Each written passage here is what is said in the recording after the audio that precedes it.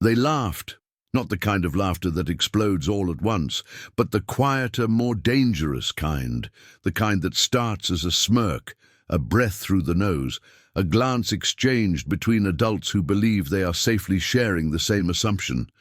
It spread slowly, comfortably, as if everyone involved knew exactly what was funny without needing to explain it. At the center of it stood a black child. He couldn't have been more than 10 years old, maybe 11 at most. He wore a grey hoodie. That was slightly too big for his frame, the sleeves pulled down past his wrists. His jeans were clean but faded, soft from many washes, the knees worn thin. His sneakers were old, not falling apart, but clearly not new either, the kind of shoes bought to last, not to impress. His backpack hung from one shoulder, heavy enough to tilt him slightly to one side. The zipper was scratched, one of the straps reinforced with black tape. Everything about him suggested practicality. Nothing suggested excess, which was why the words he had just spoken sounded so absurd to them. "I live there," the boy said again, his voice calm, steady, almost casual. He raised his hand and pointed across the street. Across the street stood the mansion. It was impossible to miss. White stone walls, tall arched windows, ivy climbing carefully maintained columns. A black iron gate framed the entrance, elegant without being showy. The driveway curved inward, disappearing behind manicured hedges trimmed with almost surgical precision. Even from a distance, the house carried a presence that announced wealth without needing to boast. It was the kind of house people slowed down to look at when driving past. The kind of house parents used as an example when telling their children what success looked like. The kind of house that never belonged in the same sentence as a boy dressed like him.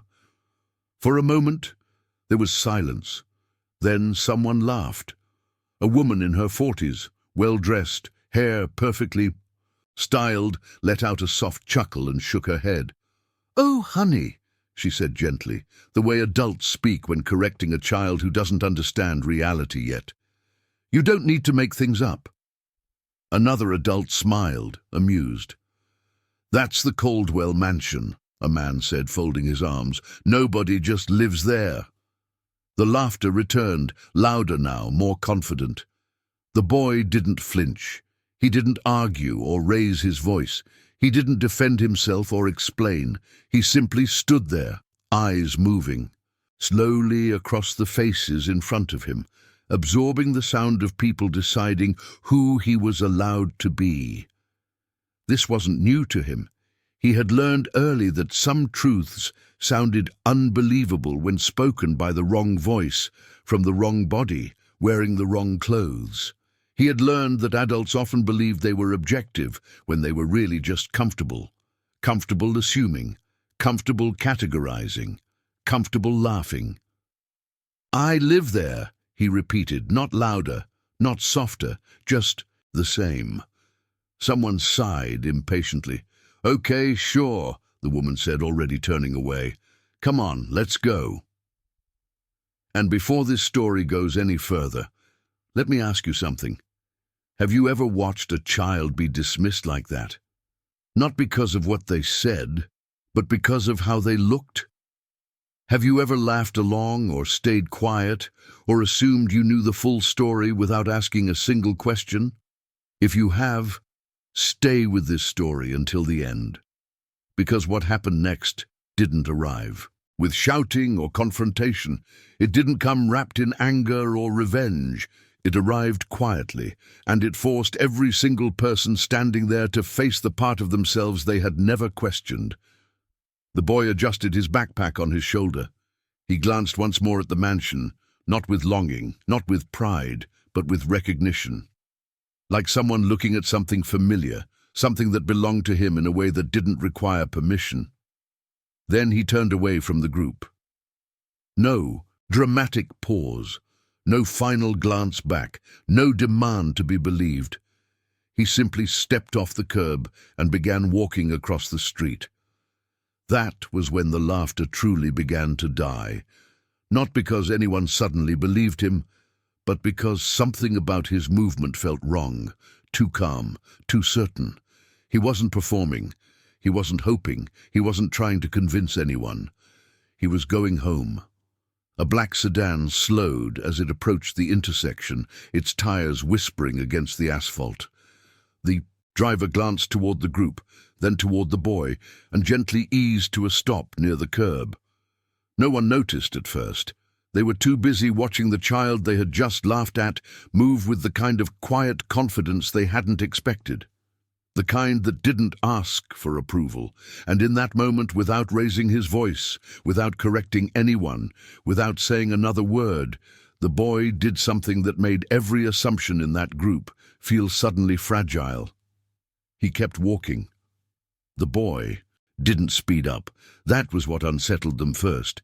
He stepped off the curb with the same unhurried rhythm he would have used any other afternoon, as if crossing toward a mansion while a group of adults watched in disbelief was no more remarkable than crossing toward a corner store.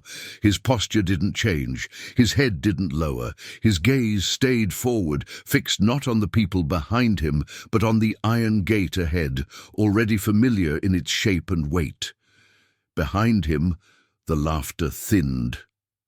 It didn't stop all at once.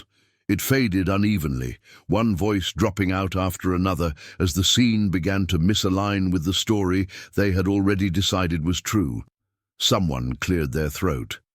Another shifted uncomfortably. A woman took out her phone and pretended to check a message she wasn't actually reading. The mansion loomed closer with every step Isaiah took. Up close, its size became undeniable. The stonework was flawless, pale and clean, the windows tall and symmetrical, catching the afternoon light in a way that made the house seem almost still, almost watchful. The iron gate stood closed, but welcoming, its black metal cool and precise, the kind of craftsmanship that spoke of permanence. Isaiah slowed slightly as he approached, not because he was unsure, but because he always did.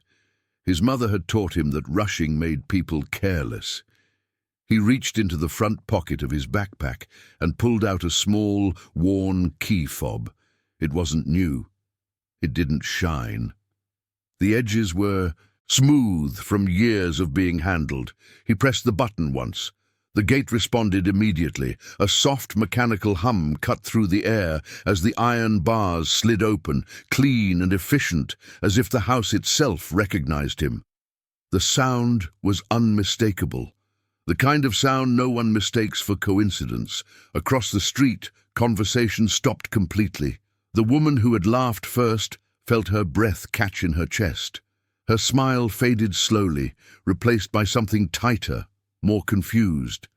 The man who had named the house swallowed hard, his confidence draining in real time as the scene corrected him without a single word. Isaiah stepped through the gate without looking back. The black sedan that had slowed earlier now rolled forward, turning smoothly into the driveway behind him. The driver parked near the front steps and stepped out, nodding toward Isaiah with a quiet familiarity that needed no explanation. There was no greeting loud enough to be overheard, no display meant for witnesses, just recognition. Isaiah slipped his sneakers off at the front steps, lining them neatly beside the door, a habit formed long before this afternoon. He adjusted the strap of his backpack and walked inside as naturally as if he were entering any other home. From the sidewalk, the adults watched the front door close. It shut softly, decisively, sealing the truth inside and leaving them standing outside with nothing but their assumptions to hold on to. No one spoke. The silence pressed, down harder than the laughter ever had. Someone finally muttered, "I didn't know." But the words sounded hollow now. Ignorance, Isaiah's parents had always told him, wasn't the same as innocence, not when it was paired so easily with certainty. Inside the house, the world returned to its normal scale. The foyer smelled faintly of polished wood and citrus cleaner. Light filtered in through the high windows, casting soft patterns across the floor. Isaiah dropped his backpack by the stairs and, exhaled slowly, the tension in his shoulders easing now that he was somewhere he didn't have to explain himself. "Isaiah?" a voice called from upstairs. "I'm home," he replied, his voice lighter now, free of the careful restraint he had carried outside. He moved toward the kitchen, poured himself a glass of water, and leaned against the counter, replaying the scene not with anger, but with a familiar sense of resignation. It wasn't the first time he'd been doubted. It wouldn't be the last. He had learned not to let moments like that define him, even when they stung. Outside, across the street, the group lingered longer than they meant to. They stood there, not quite ready to leave, as if staying might somehow undo what they had just witnessed. The mansion no longer felt like a distant symbol of wealth. It felt personal now, accusatory, a reminder of how wrong they had been without anyone ever raising a voice. The woman folded her arms tightly across her chest, replaying her own words in her head. She remembered the ease with which she had spoken to him, the confidence she'd had in correcting a child she didn't know. She had thought she was being kind. She hadn't questioned why kindness had come so easily wrapped in dismissal. The man who had laughed loudest felt heat creep up his neck. He wondered how often he had done this before, how many times he had mistaken familiarity for understanding, how often he had assumed that the world made sense because it made sense to him. Across the street, the iron gate remained closed, indifferent to their discomfort.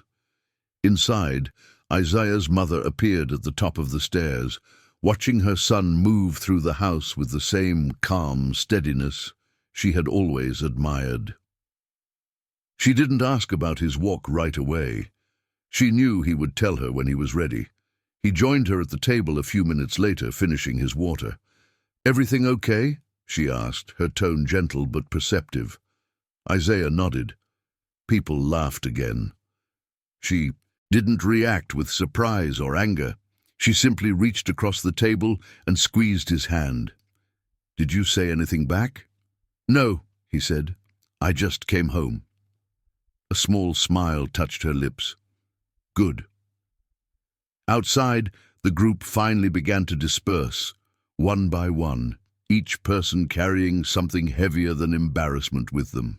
They left without resolution, without apology, without closure. The moment didn't allow for any of that. It only allowed for reflection, and somewhere deep in that reflection, uncomfortable and uninvited, a question began to form. If they could be that wrong about a child, what else had they been wrong about without ever stopping to notice?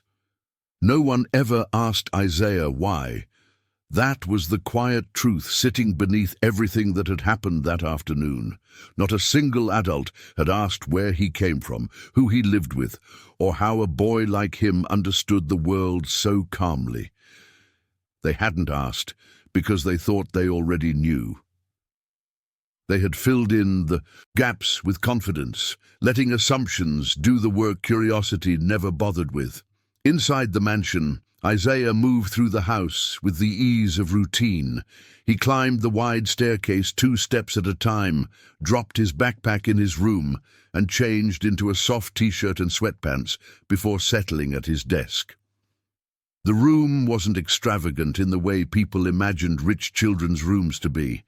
There were no flashy toys or oversized screens, just shelves lined with books, a desk covered in neatly stacked notebooks and framed photos of family moments that had nothing to do with status and everything to do with time.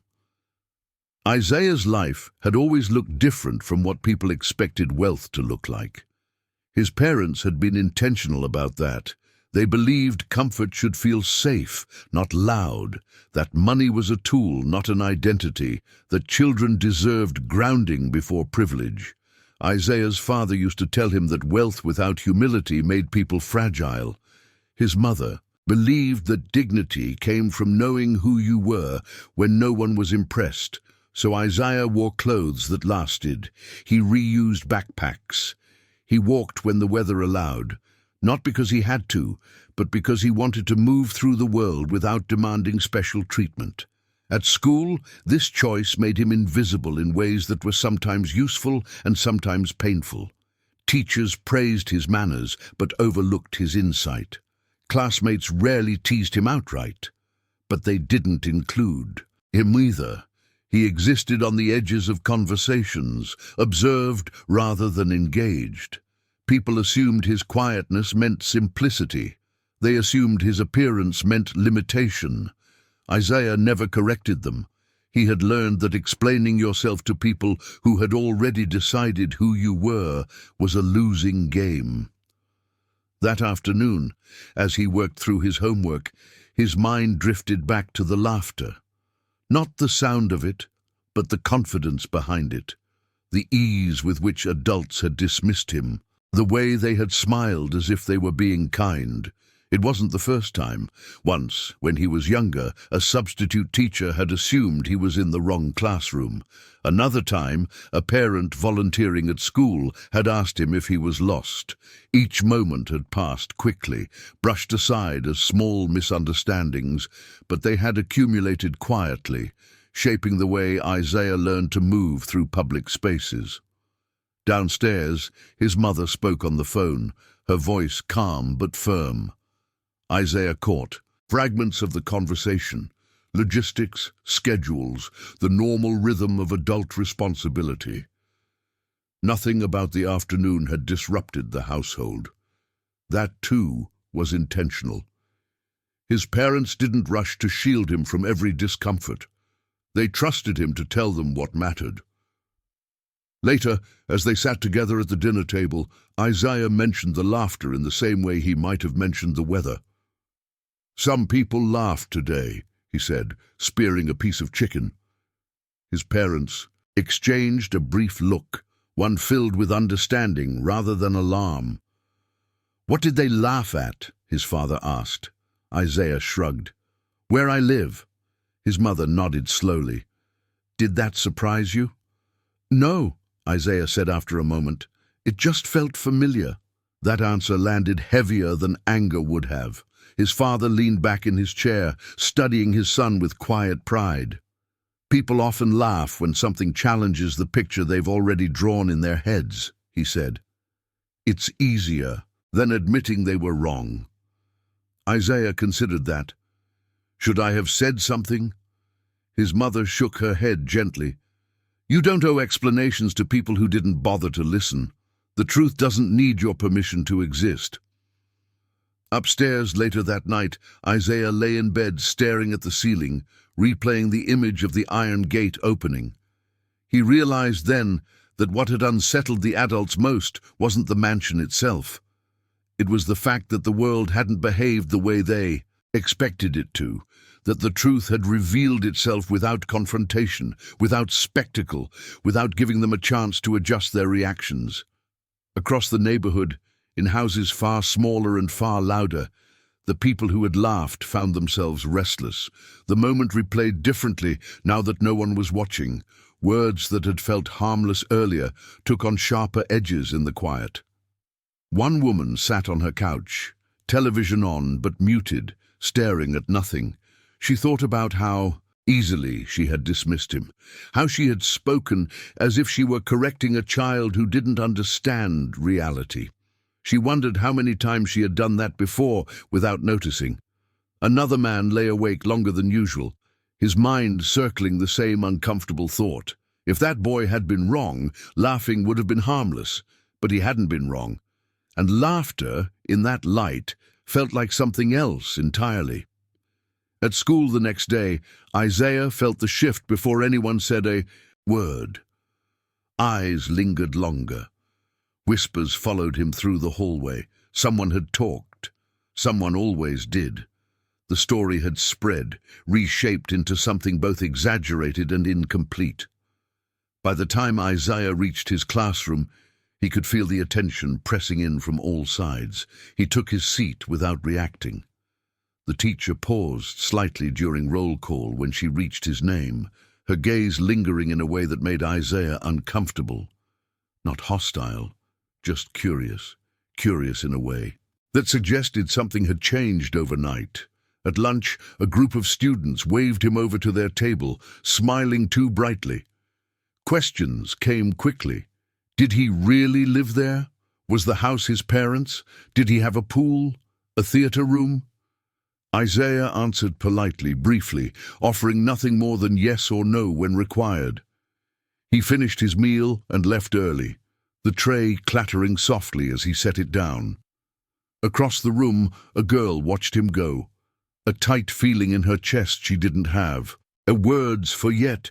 She had laughed the day before. She remembered it clearly.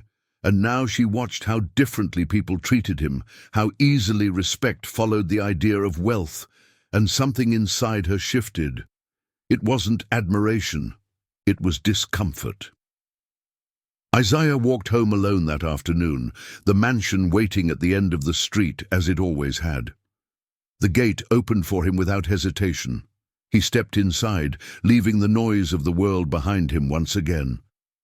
What no one outside could see was that Isaiah hadn't come home feeling victorious. He came home feeling exposed, because now, for the first time, people were paying attention.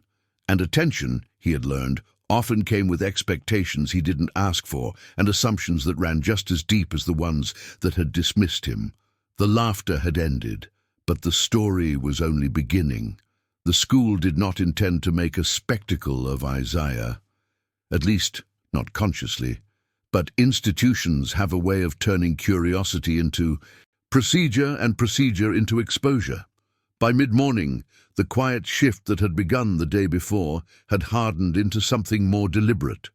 Teachers spoke his name with a little more care. Administrators smiled with an interest that lingered just a second too long. Conversations that had once happened around him now happened toward him, as if he had become a point of reference rather than a person. Isaiah felt it the moment the principal's voice crackled over the intercom, asking him to report to the main office. The classroom went still. 30 heads turned in near unison. Some faces held open curiosity. Others wore a careful neutrality. A few tried to look supportive, as if support could be improvised on the spot. Isaiah closed his notebook, stood, and walked down the aisle without rushing. His chair scraped softly against the floor, the sound oddly loud in the sudden quiet. In the hallway, the noise of the school returned in fragments. Lockers slamming, distant laughter, the hum of movement, but it felt far away. Isaiah focused on his steps, on the familiar pattern of tiles beneath his shoes. He had learned to anchor himself to small certainties when attention swelled unpredictably. The office smelled faintly of coffee and printer ink. The principal greeted him with a smile that was meant to be reassuring. It landed awkwardly. "Isaiah," she said, gesturing toward a chair. "Have a seat." He sat. She folded her hands on the desk, choosing her words with visible care. "There's been a bit of discussion," she began. "We just wanted to check in." Isaiah nodded, waiting. She cleared her throat. "Some parents had questions after school yesterday about where you live." The word hung there, heavier than it needed to be. "I live at home," Isaiah said calmly. The principal blinked, surprised, then smiled again. "Of course, what I mean is—" She hesitated, then pressed on. "There seems to be some confusion, and we want to make sure everyone feels comfortable." Isaiah considered that. Comfortable for whom, he wondered, but didn't ask. "There's no confusion," he said. She studied him, searching for something, defensiveness perhaps, or embarrassment. She found neither. "Well," she said after a moment, "if you ever feel uncomfortable, please let us know." Isaiah thanked her and stood when she nodded. The meeting ended without resolution, but the message was clear enough. He wasn't in trouble. He was being observed. Back in class, the attention sharpened. A classmate whispered an apology that felt more like a question. Another asked if he wanted to work together on a project, the invitation carrying an eagerness that hadn't existed before. Isaiah responded politely, evenly, aware that his answers were being weighed not just for content but for tone. It struck him then how little the laughter from the day before had mattered compared to this. Laughter had been easy to dismiss. It had revealed itself quickly. This was something else. This was interest without understanding, respect without relationship, a recalibration based not on who he was, but on what people believed he represented. At lunch, a teacher he barely knew stopped by his table. She asked about his weekend, about his interests, about whether he had considered joining a club he had never been invited to before. Isaiah answered kindly, but each question tightened something in his chest. He realized that the world had not suddenly become kinder. It had become curious. And curiosity, he had learned, often came with expectations attached. Across the cafeteria, a girl named Hannah watched the scene unfold with growing discomfort. She had been one of the people who laughed, not loudly, not cruelly, but enough to count. She remembered the ease of it, the way it had felt harmless at the time. Now she watched teachers hover and students lean in, and the contrast made her stomach twist. What bothered her most wasn't that Isaiah lived in a mansion. It was how easily that single fact had rearranged everyone's behavior. After school, the shift followed him home. The group from the sidewalk was gone, but neighbors he barely knew offered nods that felt tentative, measuring. A woman walking her dog smiled too brightly. A man paused mid-conversation as Isaiah passed, lowering his voice. Isaiah kept walking. Inside the house, he found his parents in the living room, the day's mail spread across the table. They looked up as he entered, reading his expression with the fluency of people who had practiced this skill over years. "The school called," his mother said gently. Isaiah nodded. "I figured they would." His father leaned back, folding his arms. "Do you want to talk about it?" Isaiah thought for a moment. He didn't feel angry. He didn't feel sad. He felt alert, as if something had shifted and he was still adjusting his footing. "They're paying attention now," he said finally. His mother exhaled softly. "That can be harder than being ignored." Isaiah met. Her eyes surprised by the accuracy of the statement. "It feels like they're looking at the house instead of me." His father nodded. "That's often how it works." They talked quietly, not about how to respond or what to correct, but about boundaries. About choosing when to speak and when silence was stronger, about remembering that attention did not equal acceptance, and that acceptance did not equal understanding. That evening Isaiah sat at his desk, the mansion quiet around him. He thought about the adults who had laughed, the students who now leaned closer, the teachers who watched him with new interest. He wondered how many versions of him existed in their minds, poor, dishonest, suddenly impressive, none of them quite accurate. What none of them seemed to consider was that Isaiah had not changed at all, the world around him had. And as the night settled in, Isaiah understood that the real challenge ahead would not be correcting the laughter of yesterday, but navigating the attention of tomorrow without letting it decide who he was allowed to be. The invitation arrived disguised as an opportunity. It came folded neatly inside an envelope with the school's letterhead, slipped into Isaiah's backpack sometime between third period and lunch. By the time he found it that afternoon, sitting at the kitchen table with his homework spread out in front of him, the paper already felt heavier than it should have. His mother noticed immediately. "What's that?" she asked. Setting down her coffee, Isaiah slid the paper across the table. "The school wants me to participate in something." She read silently, her expression tightening just enough to signal caution. It wasn't a disciplinary notice. It wasn't a request for a meeting. It was an invitation to speak at a small school assembly later that week, something about student experiences, diversity, and community values. His father leaned over her shoulder, scanning the page. "They want you to represent something." Isaiah nodded. "That's what it feels like." The school hadn't said it outright, but the implication was clear. Isaiah wasn't being asked because of his ideas or his grades or his interests. He was being asked because his story had become useful, because his existence had unsettled people, and now the institution wanted to smooth the discomfort into something presentable. His mother folded the letter carefully. "You don't owe them anything."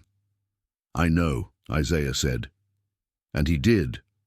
But he also knew something else. Turning down the invitation wouldn't erase what had already happened. The attention was here. Ignoring it wouldn't make it disappear. The assembly took place 2 days later.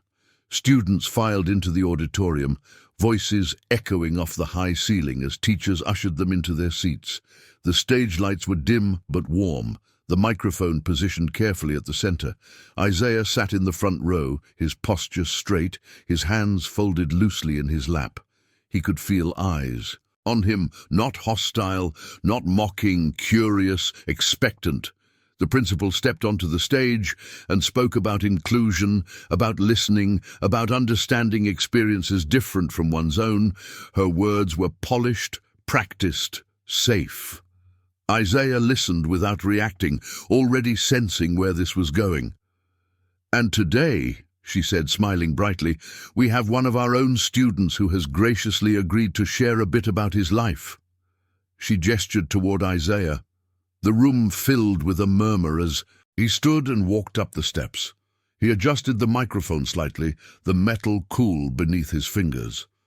From the stage, the faces looked different, less individual, more collective. It struck him how easily groups became something else entirely when seen from a distance. He took a breath. "My name is Isaiah," he began, his voice carried without effort. "I go to this school."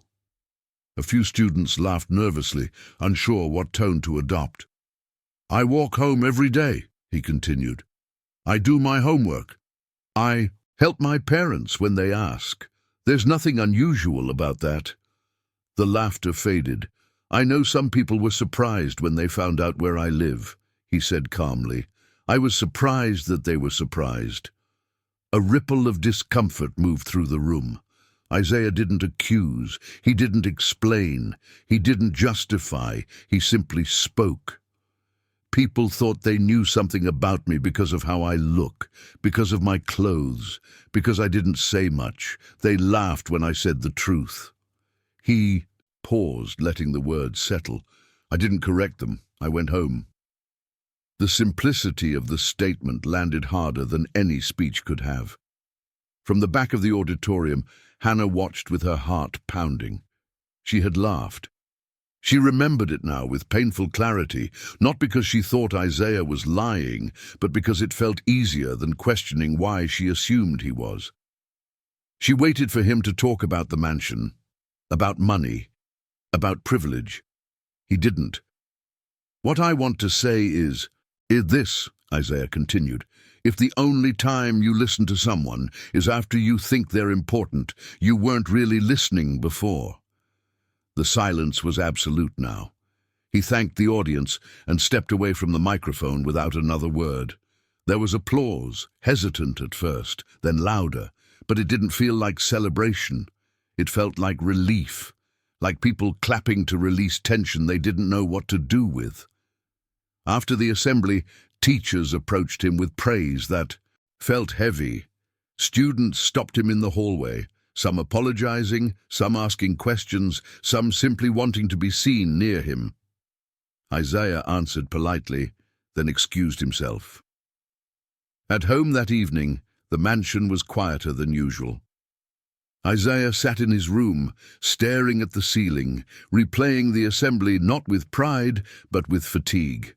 He hadn't wanted to be a lesson. He had wanted to be left alone. His mother knocked softly and sat beside him on the bed. "You did well," she said. "I didn't want to fix them," Isaiah replied. "I just wanted them to stop assuming." She nodded. "That's often harder." Outside, the story spread further now. Parents talked. Neighbors revisited the moment on the sidewalk with sharper awareness. The laughter that had once felt harmless now carried weight, replayed in quieter rooms where no one could pretend it hadn't happened. The line had been crossed, not by Isaiah, but by the world that had tried to turn him into something convenient. And once crossed, it couldn't be uncrossed. The first apology came disguised as an explanation. It happened 3 days after the assembly, in the late afternoon, just as Isaiah was leaving the school building with his backpack slung over one shoulder. The sun was already dipping low, casting long shadows across the parking lot, when a woman stepped into his path with a hesitant smile that didn't quite reach her eyes. "Isaiah, right?" she asked, though she clearly already knew the answer. He stopped, polite as always. "Yes, ma'am." She introduced herself as a parent of one of the students. Her tone was warm, practiced, the kind used in uncomfortable conversations where the speaker wanted credit for showing up. She clasped her hands together and took a breath. "I just wanted to say, I think there was a misunderstanding the other day," she began. "People didn't mean to laugh at you. It was just surprising, that's all. You know how kids are. And adults too sometimes." Isaiah listened quietly. She continued, encouraged by his silence. "I think what you said at the assembly was very mature, very impressive. It helped everyone understand that things aren't always what they seem." He nodded, because nodding was easier than correcting her. She smiled, relieved. "So I hope there are no hard feelings." Hard feelings. The phrase landed oddly. Isaiah thought about the laughter, the certainty behind it, the way no one had bothered to ask a single question before deciding he was wrong. He thought about how quickly attention had replaced dismissal once people believed he mattered. "I'm okay," he said simply. The woman thanked him again and walked away, lighter somehow, as if the conversation had absolved her of something she hadn't quite named. Isaiah continued home. That evening, his father watched him from across the dinner table, noting the way his son moved with the same calm precision he always had, yet carried something new beneath the surface. Not anger, not resentment, awareness. "Did anyone talk to you today?" his father asked casually. Isaiah shrugged. A parent tried to explain the laughter. His mother's fork paused mid-air. "Explain?" "Why it happened," Isaiah said, "like it was an accident." His father exhaled slowly. "That's often how people protect themselves, by turning harm into confusion." Over the next few days, the explanations multiplied. A teacher stopped him after class to say she hadn't meant to overlook him before. A neighbor waved him over during his walk home, laughing awkwardly as she said, "I guess we all learned something, huh?" A man from the sidewalk scene nodded stiffly as Isaiah passed, as if respect could be retrofitted after the fact. Each interaction followed the same pattern. No one said, "I was wrong." They said, "I didn't know." They said, "It wasn't my intention." They said, "I didn't mean it like that." Isaiah noticed how rarely apologies came without justification attached. At school, the attention began to shift again. The initial curiosity faded, replaced by something closer to discomfort. Teachers seemed unsure how to treat him now. Too much attention felt intrusive. Too little felt deliberate. Isaiah existed in a strange middle ground, hyper-visible, yet carefully avoided. In a literature class one afternoon, a discussion turned toward themes of class and perception. A student glanced at Isaiah mid-sentence, then quickly looked away. The teacher pretended not to notice. The room filled with words that circled the topic, without ever touching it directly. Isaiah stared at the page in front of him, thinking about how often adults spoke around truth instead of into it. Hannah watched all of this unfold from her desk 2 rows away. The discomfort she had felt after the assembly had not faded. If anything, it had sharpened. She found herself replaying the moment of laughter again and again, not to punish herself, but to understand it. Why it had felt so easy, why she hadn't questioned it. After class, she caught up to Isaiah in the hallway. "Hey," she said quietly, "can I ask you something?" He stopped, wary but polite. "When you said you lived there," she continued, choosing her words carefully, "did it bother you that people laughed?" Isaiah considered the question. "Not exactly." She frowned slightly. "Then what did?" "That they didn't think they needed to ask if it was true." Hannah swallowed. "I laughed," she said. "I shouldn't have." Isaiah met her gaze. There was no accusation in his eyes, just honesty. "I know," he said. The simplicity of the response unsettled her more than anger would have. "I'm sorry," she added, this time without explanation, without defense. Isaiah nodded once. "Thank you." That night, as Isaiah sat in his room, he thought about the difference between Hannah's apology and the others. It wasn't the words. It was the absence of justification. She hadn't tried to make herself comfortable. She had simply acknowledged the harm. Downstairs, his parents spoke quietly in the living room. "They're trying to move past it," his mother said. "But moving past something isn't the same as learning from it." His father nodded. "They want closure, without accountability." Isaiah listened from the stairs, absorbing the words without attaching emotion to them. He was beginning to understand that the real consequence of the laughter wasn't embarrassment. It was exposure. The moment had peeled something back, revealing patterns people preferred not to examine. A week later, the school announced a community event, a fundraiser, a social gathering meant to bring everyone together. The invitation was broad, enthusiastic, carefully worded. Isaiah read it twice, sensing the unspoken motivation beneath it. "They want to show they're good people," he said to his parents that evening. His mother smiled faintly. "Most people do. And they want me there," Isaiah added. His father met his gaze. "Do you want to go?" Isaiah didn't answer right away. He thought about the sidewalk, the laughter, the assembly, the apologies that explained themselves. He thought about the difference between being used as an example and being treated as a person. "I don't want to be the reason they feel better about themselves," he said finally. His mother reached across the table and squeezed his hand. "Then don't be." The event loomed closer with each passing day, the town buzzing with anticipation. Flyers appeared in shop windows. Parents discussed outfits and contributions. The narrative shifted subtly, framing the gathering as a moment of unity, of progress. Isaiah understood something then that most of the adults around him did not. The laughter had not been the worst part. The worst part was how quickly people wanted to turn the lesson into something neat, something finished, something that allowed them to move on without sitting with the discomfort long enough for it to change them. As the week drew to a close, Isaiah stood at his bedroom window, looking out at a quiet street beyond the iron gate. He knew the next phase of this story was coming.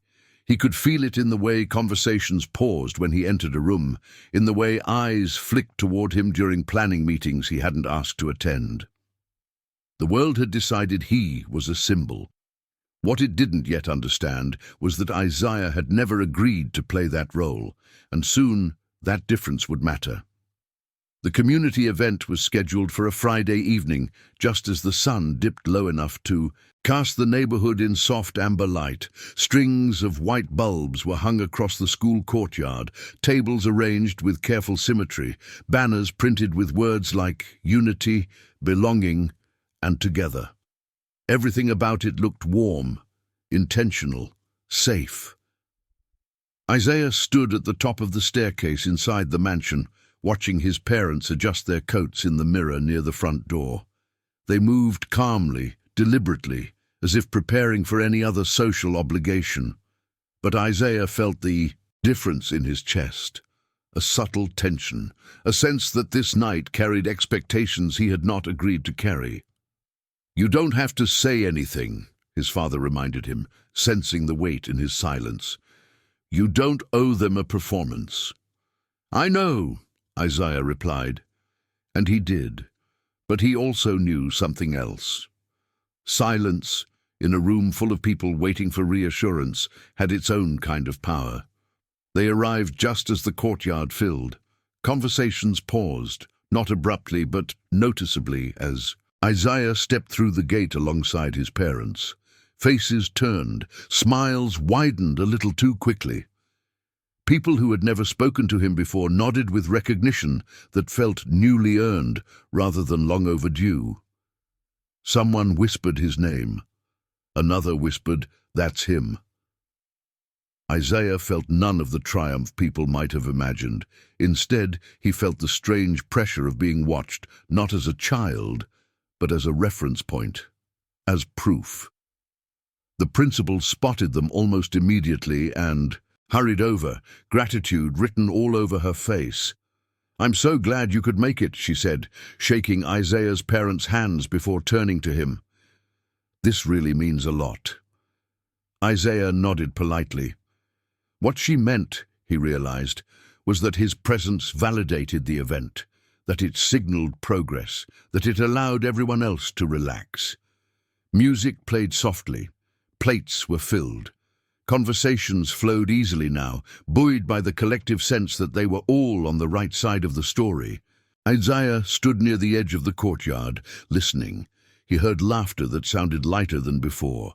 He heard people retelling the sidewalk incident as if it were already history, softened by hindsight. Some spoke of it as a misunderstanding. Others framed it as a lesson learned. Few spoke of it as something that had hurt. He noticed how often the story ended with, "And now everything's better." A microphone appeared near the small stage. The principal tapped it gently, smiling as the crowd quieted. "Thank you all for coming," she began. "Tonight is about community, about learning from one another, about celebrating the diversity that makes us stronger." Isaiah felt the room lean forward. "And," she continued, glancing toward him, "we're incredibly fortunate to have someone here tonight who has helped us reflect on our assumptions and grow from them."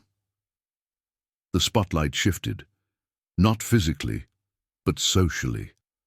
Eyes turned toward Isaiah in a way that made his shoulders tighten.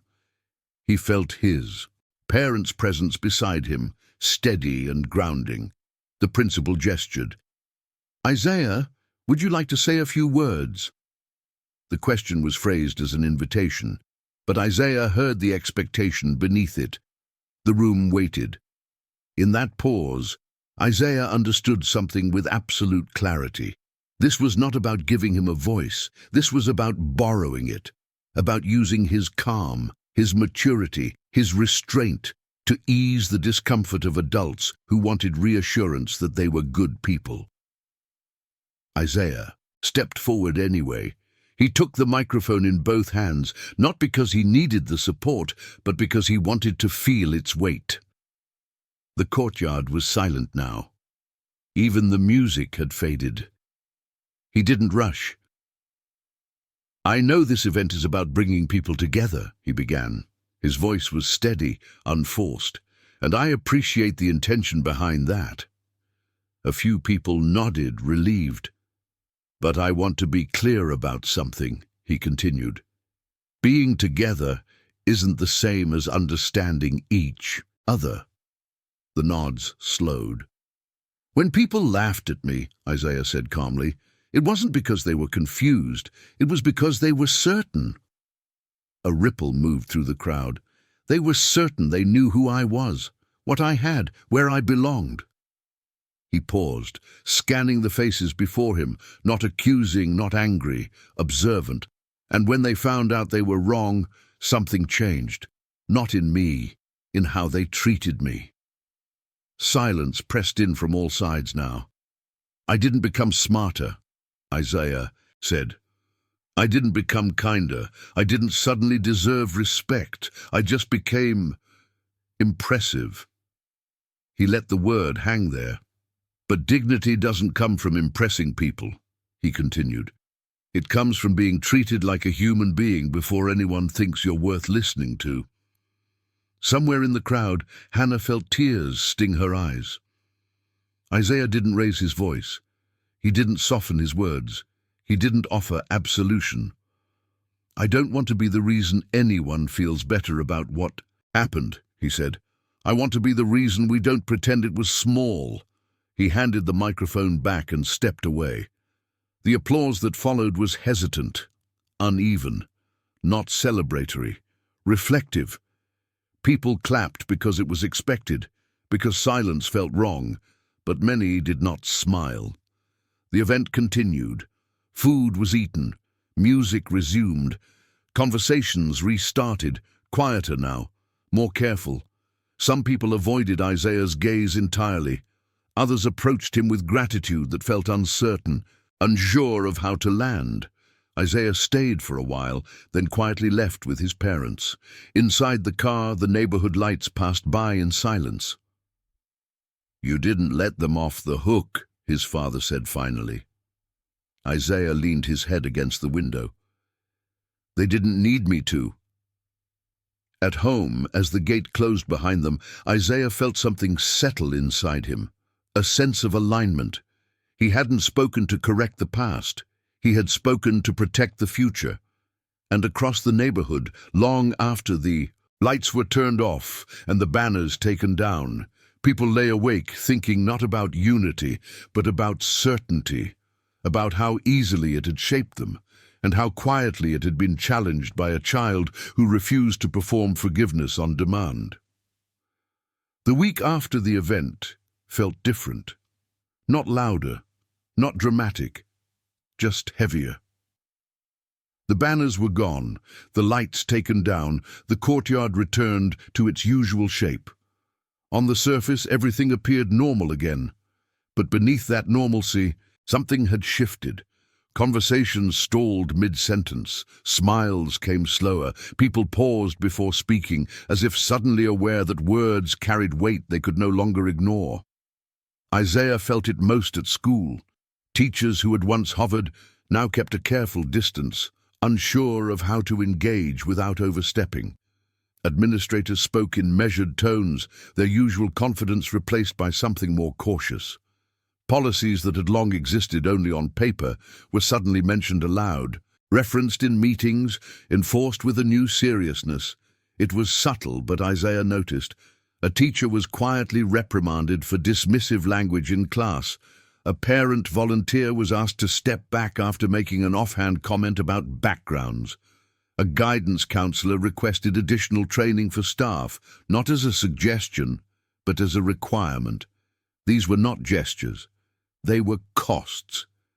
Isaiah walked through the hallways, observing it all with a clarity that surprised even him.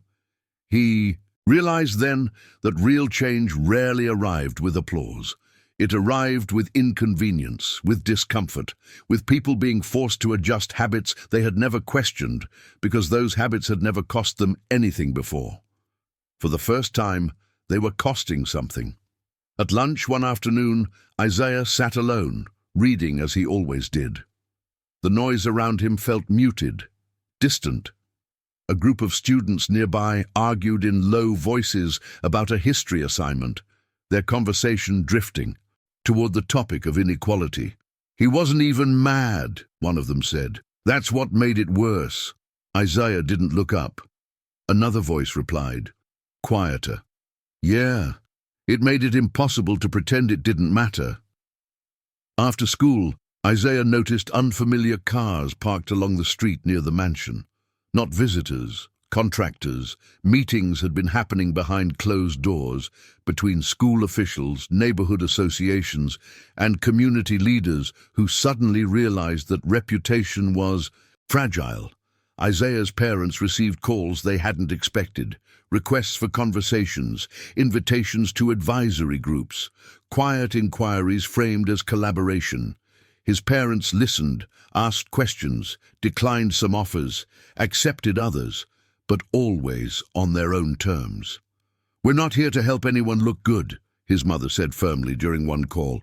"We're here to make sure this doesn't happen again."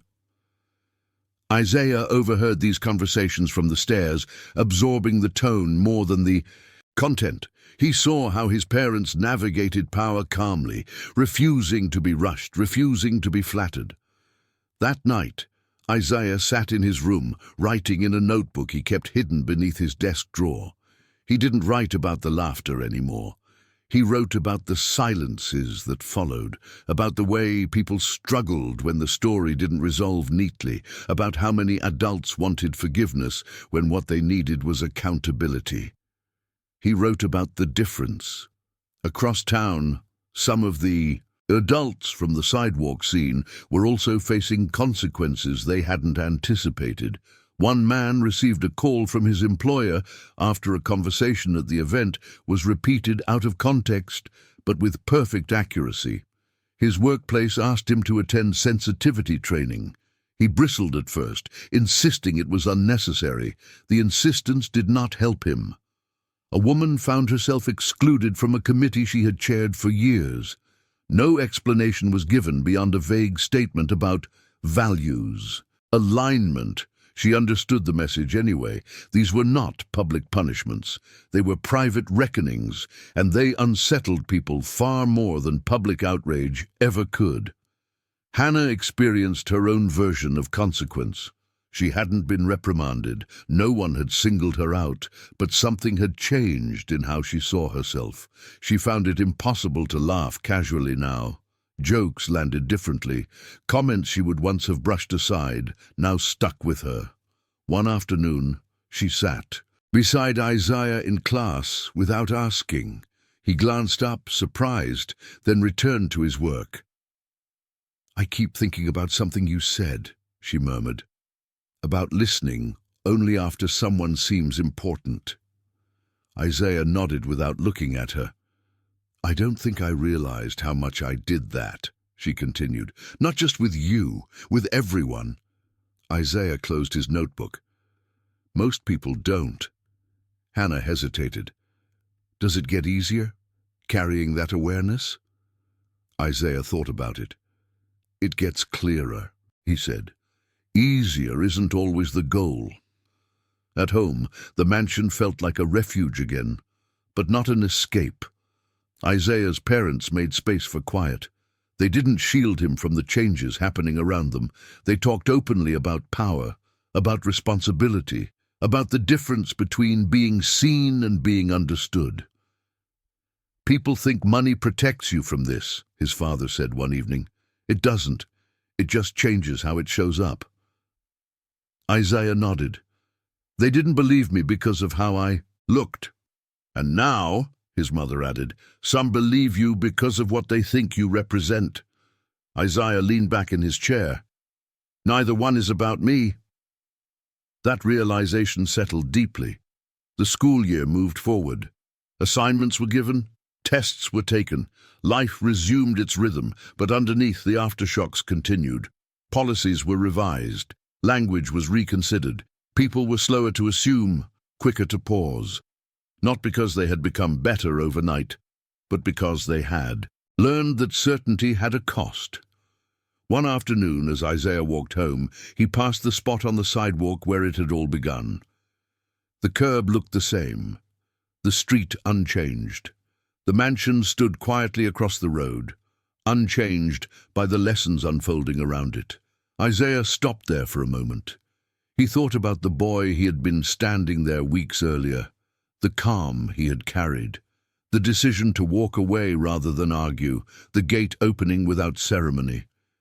He realized something important then. The power in that moment hadn't come from proving anyone wrong. It had come from refusing to perform for their approval. That was what lingered. Not the laughter, not the apologies, but the refusal to shrink. As Isaiah continued home, he understood that the final part of this story would not be about justice delivered dramatically or wrongs righted neatly. It would be about whether the people around him could live with the discomfort long enough to let it change them, and whether he could continue to live without letting their gaze define him. The gate opened. Isaiah stepped inside, and for the first time since the laughter, the house felt less like a symbol and more like what it had always been, home. The call came on a Thursday evening, just as the house was settling into its quiet rhythm. Isaiah was halfway through his homework, pencil tapping softly against the desk, when he heard his mother's voice change downstairs. Not in volume, but in tone, focused, alert. The kind of shift that signaled something unexpected had entered the room. He paused, listening. His father joined her moments later, the low murmur of adult conversation threading through the floorboards. Isaiah didn't move right away. He had learned that not every moment required his presence, but this one lingered, pulling at him with a weight he recognized. He walked downstairs. His parents were seated at the kitchen table, a phone lying between them as if it had physical weight. His mother looked up when she saw him, her expression careful. "It's the school board," she said. "They want to meet. Tomorrow." Isaiah nodded slowly. He didn't ask why. He already knew. The momentum that had been building for weeks had reached a point where quiet adjustments were no longer enough. Policies and private conversations could only go so far before someone decided a line needed to be drawn. "What do they want?" Isaiah asked. His father leaned back in his chair. "They want to know how far this goes." Isaiah considered that. Meaning? Meaning whether they can treat this as a moment, his mother said gently, or whether it becomes a reckoning. The word hung in the air. Isaiah returned to his room later that night, unable to focus. He stared at the ceiling, thinking about the ways belonging was often conditional, how easily people welcomed you when you fit their expectations, and how quickly that welcome wavered when you challenged them. He thought about the sidewalk, about the laughter, about the assembly, about the event. Each moment had peeled back another layer, revealing not cruelty, but comfort, the comfort of certainty, the comfort of not having to question oneself. The meeting took place the next afternoon in a room that smelled faintly of paper and polish. Isaiah sat between his parents at a long table, facing a line of adults whose expressions ranged from earnest to defensive. The school board members spoke carefully, choosing words that suggested concern, without admitting fault. "We want to ensure our school remains a safe and inclusive environment," one woman said, folding her hands neatly. "Recent events have highlighted areas where we can improve." Another man nodded. "But we also want to avoid overcorrection." Isaiah's father raised an eyebrow. "What does that mean?" The man shifted in his seat. "We don't want students or families to feel singled out or blamed." Isaiah felt something settle inside him. They weren't afraid of being wrong. They were afraid of being uncomfortable. His mother spoke next, her voice calm but firm. "Accountability isn't blame, it's responsibility." One of the board members cleared her throat. "We've received feedback from parents who feel that recent discussions have created tension, that their children feel judged." Isaiah leaned forward slightly. The movement drew attention without demanding it. "May I say something?" he asked. The room stilled. The chair nodded. "Of course." Isaiah didn't rush. "When people laughed at me," he said, "they didn't feel judged, they felt comfortable. When people started talking about why that laughter mattered, that's when discomfort showed up." No one interrupted. I think the question isn't whether this creates tension, Isaiah continued. It's whether the tension is necessary. Silence pressed in. One kind of tension keeps things the same, he said. The other kind changes them. The chair shifted uncomfortably. And which do you think this is? Isaiah met her gaze. That depends on what you do next. The meeting ended without resolution. But something had changed. Outside the building, his parents exchanged a look that carried both concern and pride. You did well, his father said. Isaiah exhaled. I wasn't trying to win. His mother smiled. You don't need to. At school the following week, the impact of the meeting became visible.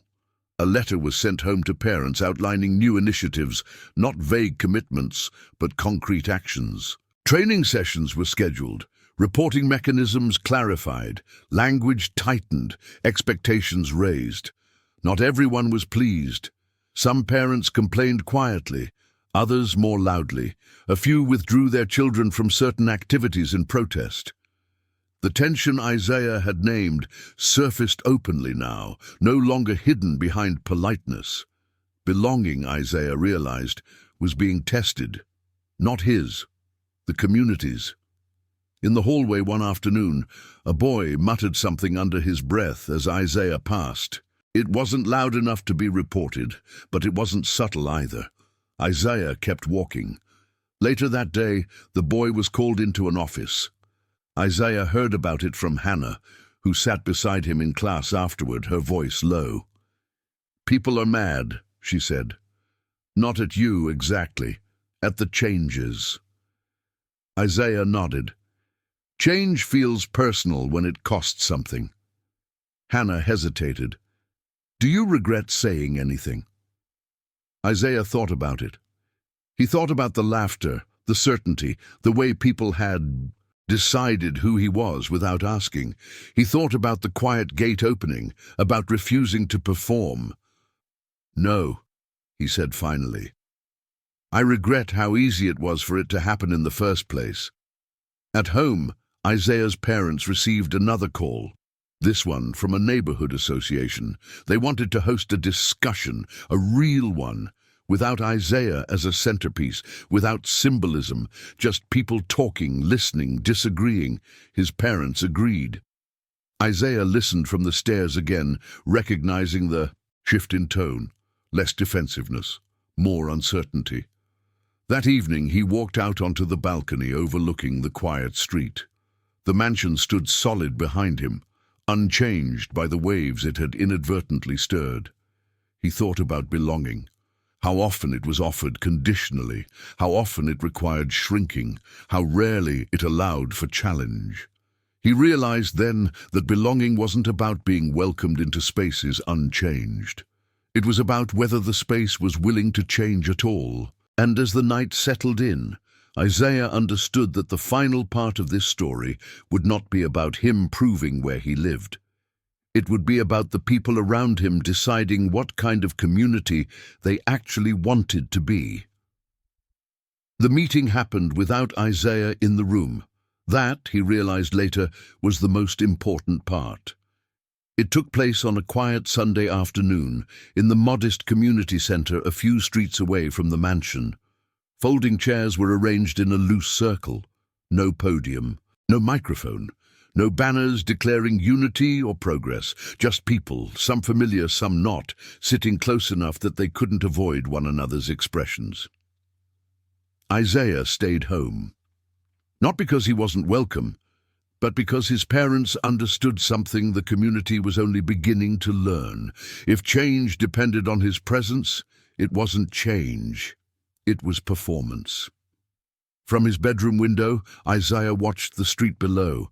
Cars parked, doors opened, neighbors entered the building with expressions that ranged from guarded to uncertain. No one looked triumphant. No one looked comfortable. That felt right. Inside the mansion, the house was quiet, not tense, just still. Isaiah sat at his desk, a book open but unread, his thoughts drifting back to the sidewalk where it had all begun. He remembered the warmth of the afternoon sun, the sound of laughter, the weight of certainty pressing against him like a wall. He remembered choosing not to push back. At the time, it had felt instinctive. Now he understood it had been deliberate. Arguing would have turned the moment into a debate. Walking away had turned it into a mirror. Down the street, the meeting stretched longer than expected. Voices were raised, then lowered. Someone cried. Someone else admitted haltingly that they had never thought about how easily they judged. Another pushed back, insisting they were being made to feel like villains. No one left early. That, too, mattered. By the time the doors opened, again, dusk had settled in. The crowd dispersed slowly, conversations unfinished, faces thoughtful. No one looked relieved. No one looked absolved. They looked changed. At home, Isaiah's parents returned quietly. His mother set her keys down and exhaled, the sound carrying something between exhaustion and resolve. His father loosened his tie, rubbing his temples. "Well?" Isaiah asked from the doorway. His parents exchanged a glance. "It wasn't neat," his father said. "It wasn't comfortable," his mother added. Isaiah nodded. "That's okay." They sat together in the living room, the mansion wrapped in evening light. His parents didn't recount every detail. They didn't need to.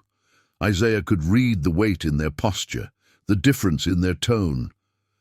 "They didn't agree on everything," his mother said finally, "but they didn't pretend nothing happened either."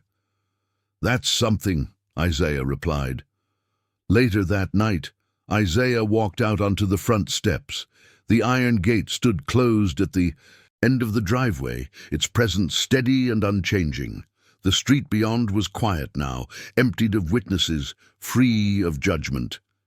He sat down and tied his sneakers slowly, deliberately. For the first time since the laughter, Isaiah felt something close to peace, not because the world had corrected itself, but because he had never let it redefine him. The following weeks passed without spectacle. No headlines, no viral moments, no dramatic apologies delivered at center stage. Instead, small. Things changed. A teacher asked questions instead of assuming. A neighbor corrected someone mid-sentence. A parent stopped a joke before it landed. None of it was perfect, but it was real. At school, Isaiah blended back into the rhythm of ordinary days. The attention softened. Not disappeared, but transformed. People didn't lean toward him anymore. They stood beside him. Hannah remained a quiet presence. They spoke sometimes. Not about the mansion, not about the laughter. About books. About classes. About nothing in particular. One afternoon, as they walked out together, Hannah gestured toward the street. "Does it ever bother you," she asked, "that people only believed you when they saw it?" Isaiah thought about the gate, about the car slowing, about the silence that followed. "No," he said. "What bothers me is how many people still think the house was the point."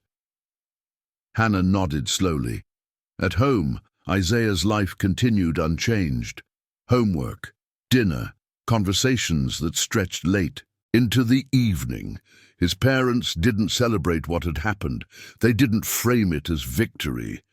They framed it as responsibility. Weeks later, Isaiah passed the sidewalk again.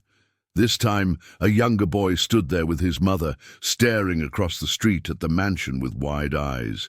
"Who lives there?" the boy asked. The mother hesitated.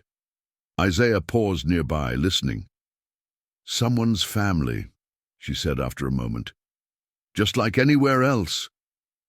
Isaiah smiled to himself and kept walking. That night, as Isaiah lay in bed, he understood something fully for the first time. Home had never been the mansion. The house was stone and glass and iron. It was stability. It was safety. It was privilege carefully held. But home, home was the place where he didn't have to prove anything, where his truth didn't need witnesses, where his worth wasn't measured by surprise.